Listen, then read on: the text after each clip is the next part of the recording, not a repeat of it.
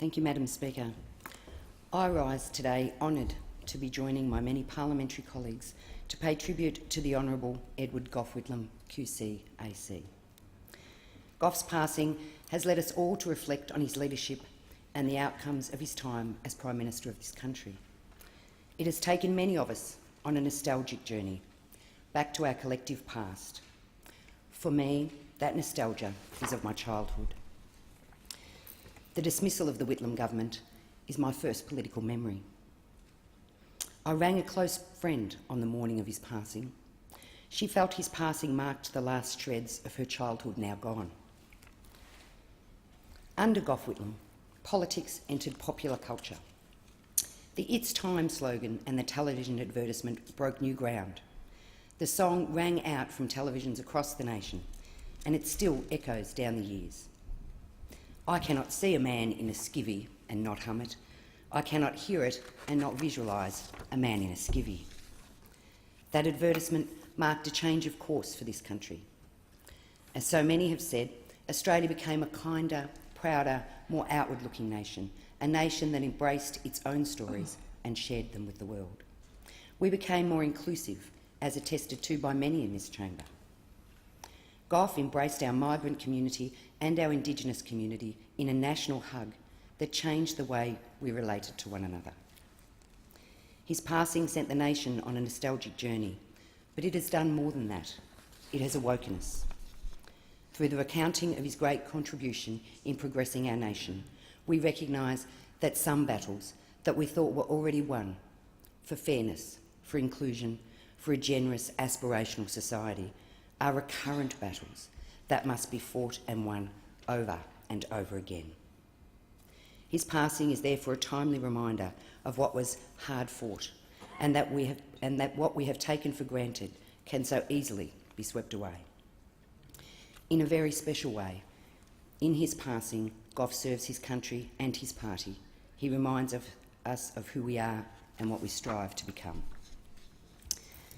Like many at home and at the service, I was moved by the tributes to Gough and struck by the list of his achievements in government in just 3 short years. Like others, I laughed at Noel Pearson's allegory to that classic Monty Python line to sum up the enormity of his legacy. What did the Romans ever do for us anyway? For me, one of the most important things he did was to reunite us after the sectarian schism rent by World War I. Under Gough, we reverted to the egalitarian, creative Australia, aspiring to do what was right, what was fair, rather than what we could get for ourselves. I watched keenly an interview of Barry Jones on the day Gough passed. Barry summed it up with, "I feel orphaned." He added, "He shaped my thinking." He cited the opening to Gough's speeches, Men and Women of Australia, as critical to the inclusive agenda. This small measure, repeated in many speeches, signalled a shift in what was a patriarchal society. For me, his education reforms were his greatest achievements, and I would spend what time I have left on these. One of his first acts was to commission the Australian School Commission, a report prescribing a framework for equitable education. This was in May 1973. I look back now and see Gough's Gonski. Under his government, spending on state government schools increased by 677%, and spending on non-government schools in the states increased by 117%. The Whitlam government introduced direct Commonwealth funding or state aid for non-government schools. This put an end to a long-running political debate, which was one product of the virulent sectarianism that had divided Australian society for decades. Gough's first steps to building a sector-blind school funding model. And as many have spoken about, from January 1st, 1974, the Whitlam government abolished tuition fees for students at universities and technical colleges. Like many who have spoken in this chamber, I was a recipient of that vision. It was genius policy. It broke a nexus. It wrote a new social contract.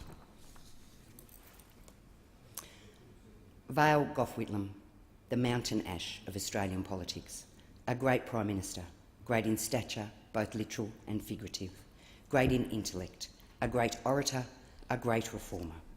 Like thousands of others, I was lucky to have lived under the canopy of his government and his vision.